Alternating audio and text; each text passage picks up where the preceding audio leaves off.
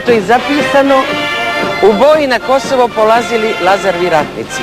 5 vekova kasnije udaren je kamen temeljac za spomenik kosovskim junacima, jedan od najlepših u ovom delu sveta. To dokazuje i zlatna medalja na svetskoj izložbi u Parizu 1900. godine autoru spomenika kosovskim junacima, poznatom srpskom vajaru Đorđu Jovanoviću. U ozidani temelj, povelju ispisanu na pergamentu, zna se njen sadržaj, spustio je na Vidovdan 1889. godine nepunoletni prestolonaslednik Aleksandar Obrenović. Deceniju i po kasnije otvaranju je prisustvo lično kralj Petar Karađorđević. Sve što je kasnije bilo važno događalo se kod ovog spomenika. To je jedinstveni spomenik demokratije.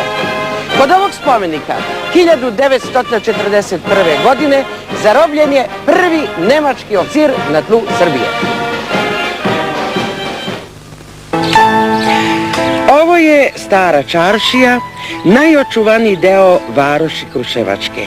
Jedini koji je uspeo da ga ne zgrabe kandže savremenih arhitekata i urbanista, nego samo zub vremena ostavi tek po nekoliko otisaka. Svaki dosadašnji predsjednik opštine hvalio se kako je odbrana Stare čaršije njegovo delo. Svim Kruševljanima ovo je podsjećanje na detinjstvo grada današnjih vremena. U njoj se najlepše osjeća onaj bojanski štim nekadašnje varoši.